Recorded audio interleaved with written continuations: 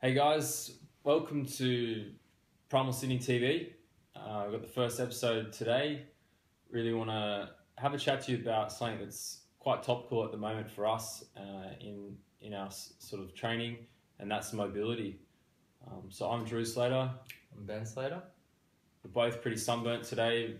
Had a session down at Bondi Bars, did some filming, so we're both cooked up.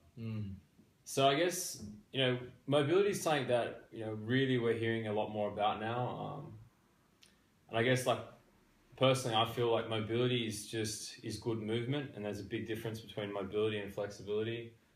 And the main thing that I've learned about mobility is that it's so crucial for performance. And, it seems like, I don't know what you think, but it seems like from the outside in, like the kind of Globo gym culture hasn't even really thought about mobility. And Yeah, for sure. Well, it's something we both just missed almost. Yeah. Completely. Like we've gotten to a stage with our strength now that we've gotten to this stage, and then our mobility, we just all of a sudden realised that we've neglected mobility, so pretty much just fucked ourselves over. Basics, yeah. No, but I think we've made some changes over the past few months in terms of our mobility. Absolutely. And we're both seeing really good improvements and in our strength too. Well, let's talk about some of those changes. So, what have we been doing? We've been doing obviously you start off doing some static stretching. Yeah, I've been getting fairly into yoga, doing that. I've got a bit of a back injury at the moment, a disc injury, which I think sort of plays into how immobile I was for deadlifting. Let's talk about that. Let's talk about, what happened to your back. So where were you and what happened? So we were training in Manly at J-Train, Drew's friend's gym. What's it called? J-Train Athletic? J-Train Athletic, yeah. And my 1RM deadlift was about 190 at the time, and I hadn't done deficits for a long time. And everyone was doing deficits, and I decided I'd take it up to 170 or 170, Yeah, 170, and just Paddy Lane and J-Train going hard at 170. I tapped out at 160 personally, sat down. Yeah, and then so lifted it, sort of didn't feel good, and then did a 60 kilo hang clean afterwards and felt something go in my back. Yeah. And ever since that, I was probably 5 months ago, and been struggling ever since really. Yeah, your lower back's been pretty bad since then, hasn't it? Yeah, just trying to rehab it, and then I started to look towards mobility for that. Yeah. And just originally for pain relief, I guess. And then I started to realise how immobile I actually was. Yeah. And then sort of have gone on to other things from there. Yeah, absolutely. So, what else are we doing? We started, training with, Coach Keegan. Yeah. We've sort of done some stuff with Coach Summer, and, really big on the loaded stretching. Yeah, Keegan's massive on the loaded stretching, and it definitely when we were up at in Byron with him, it made some huge improvements for both of us. He's big on it, hey, every day he smashes it half an hour in the morning. He'd jump on Drew's back and get his whole weight into his back and be pushing it in the pancake. Yeah. So we both saw the weighted Jefferson's curls. Yeah, they were massive for us. So that definitely the combination of those two things. And how's it affected your? So I think we've established that you had maybe an instability issue there in your hips, and we'll probably get to that a bit later. How we sort of found out more and more about what was going on with Ben's back. But how's that injury that you did that day at J-Train? How's that affected your training? Heaps. I haven't been able to do deadlifts since. I haven't really. I was squatting for a bit. It got better, and then it declined really rapidly while squatting. So I stopped squatting. So now I'm just doing all body weight. Yeah. And just lots of mobility stuff at the moment. And so now we went and saw Luke Kane from Move Train Perform in Artarmon, just above CrossFit Active. And how'd you go there? You had a functional movement screen? Drew bought me a functional movement screen for Christmas, which is a good present. Something I desperately needed, I think. And we didn't go too much into the functional movement stuff. We did. He used those principles, but sort of was looking more around my injury, and sort of what I'd been feeling with that injury is that it was coming from my glutes. I felt like I wasn't strong enough in my glutes. Yeah. So I was doing all this glute strengthening stuff, and Kano actually told me that I shouldn't be doing so much of that. It was more of the stability work that I was lacking. So, which actually makes sense because, you know, a few months later down the track, it hasn't been healing. Yeah. And I've been pulling on that. Yeah. Pulling on that problem. So yeah, the stability, he's given me a few stability exercises that will... correctives? Yeah, that we'll upload at some point. Yeah, we're going to do another video and actually show you guys the correctives that we're both working on for both of our instability issues and sort of mobility problems. Yeah. But yeah, I guess moving forward, like, you know, if you could go back in time, what would you have done differently with your training, like all your bodyweight training, all your weights training, or, you know, Olympic lifting? Like, I would, if I could go back, I would spend equal amount of time doing mobility as I do training weights, which is sort of where I'm at now. Yeah. But having that, like, especially for, like, it's the same in weightlifting and stuff as well. But like, I'm going hard at the bodyweight stuff at the moment, and my strength's at a good level. Yeah. But there's certain movements where I'm sort of, you know, at the cusp of, but my mobility is just nowhere near. Yeah. Like, I want to be able to press the handstand off the floor. Yeah. And, you know, my mobility. But, you know, if I would have built up my strength and my mobility at the same time, then I would have hit such higher heights by now. Yeah, you'd be up there. So what are other movements that you're working on that your mobility is helping, you know, holding you back on? Well, yeah, like straddle handstands, like anything around the hips. Planche, straddle planche, even like tuck planche. Like, I've got some mobility issues in my elbows that I never addressed until recently. Yeah, and I was never able to, like, you know, get that straight arm strength, which I'm only just getting to develop now. That was a big thing that I guess Keegs and Coach Summer are all about, is that straight arm strength. I guess for me, like with my mobility, I've always been reasonably immobile. You know, partly hereditary, and then just partly neglected it, and really only worked it out as I got really into the bodyweight training and realised that, like, I just don't have the hip mobility to open my hips up to get into some of those positions, like, you know, getting pressed to handstand on the P-bars and stuff like that. It's just very far away from me, you know. Tuck planche, to get into a straddle tuck planche just isn't really an option for me at the moment. So again, like, put a massive push on trying to use loaded stretching, like with weights, doing things like Jefferson curls and, you know, hanging off the bar, just to try and open my body up. You definitely have some shoulder mobility problems there. Is that improving, like in your overhead press and stuff? Yeah, well, it's been really interesting. Like, most of my mobility has been immobility has been coming from, like, a poor understanding of why I had the problem. So, you know, obviously with Keys in Byron, like, we focused heavily on my hamstring flexibility. Like, some of that stuff we were doing every day there was really helpful because I was just like a board.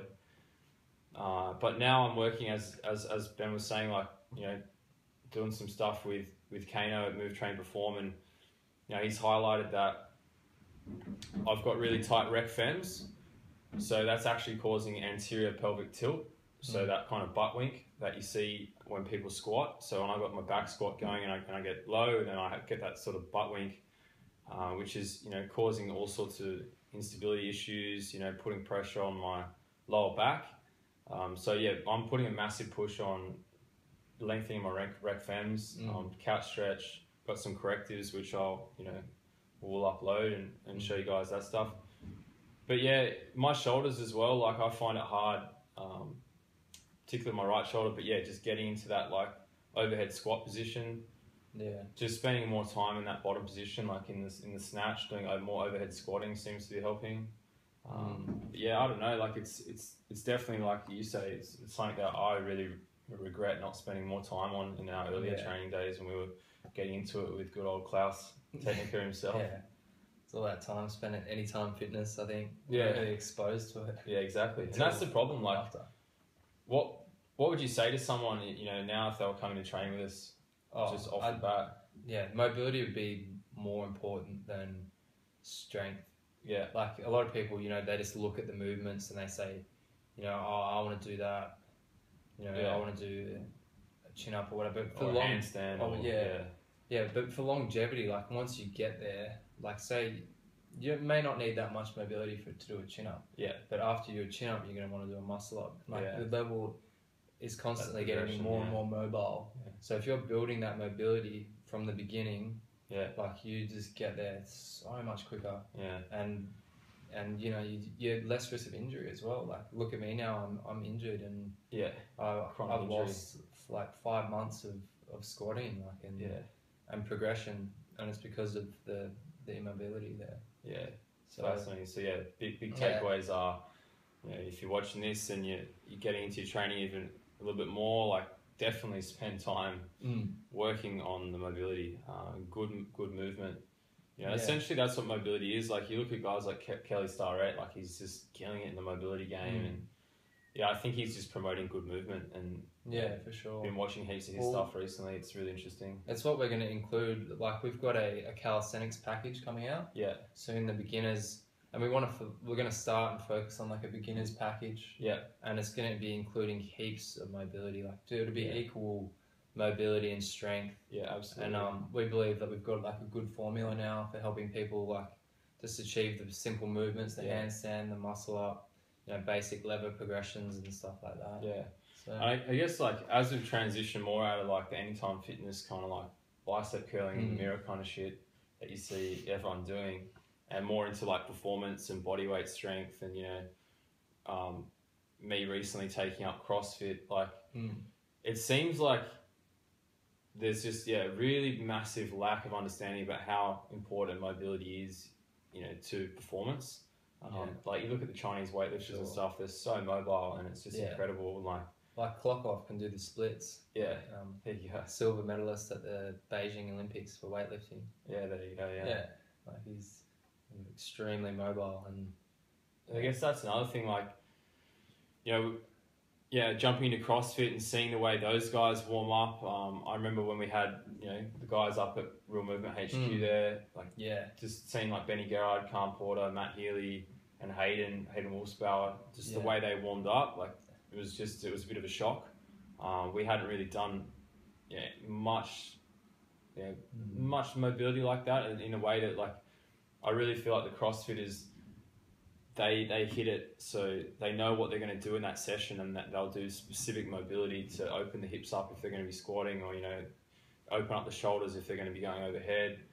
It's more targeted for sure. Yeah, and like training now at CrossFit Active, it's amazing to see what this CrossFit culture is doing in terms of mobility. Like, I remember walking in and, you know, the first thing Chad McKay said to me, you know, on day one was go and get a functional movement screen, because, you know, you've got, you know, potentially have structural imbalances that are going to cause you all sorts of issues with your squat and stuff. Like, you picked it straight away.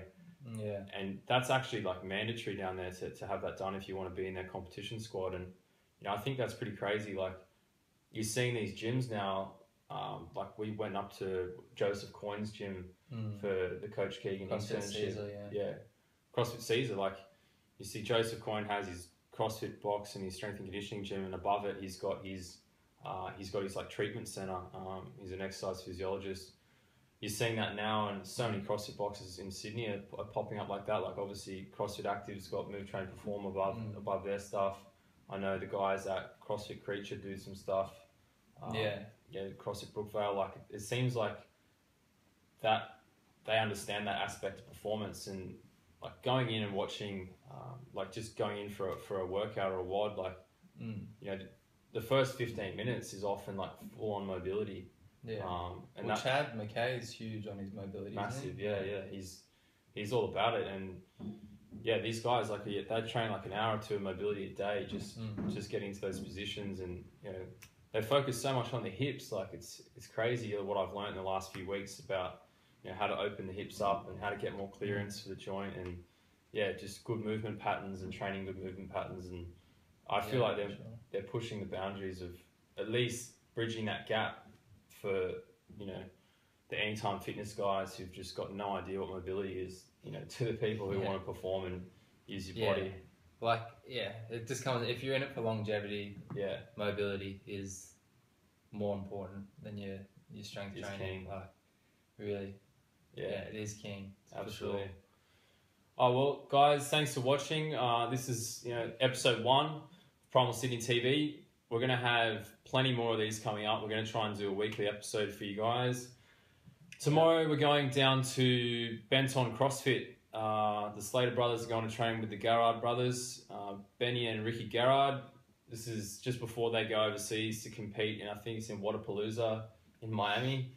So, it's going to be really cool to have a hit out with them and see what they're doing. Also, awesome. If you want to find out more stuff about us, head over to our website, www.primalsydney.com.au. Check that out. We've got our Facebook page as well, Primal Sydney, Instagram, Primal_Sydney. And subscribe to our YouTube channel if you want to keep checking out our TV show. We've got the podcast going to come out soon as well. And we've also got the mentoring program, which is kicking off on the 12th of January. You can find out information about that on our website. That's really exciting. And looking to do heaps more of this kind of stuff and, really take you guys on our journey to elite functional strength and, bettering ourselves every day. So thanks for watching. Thanks.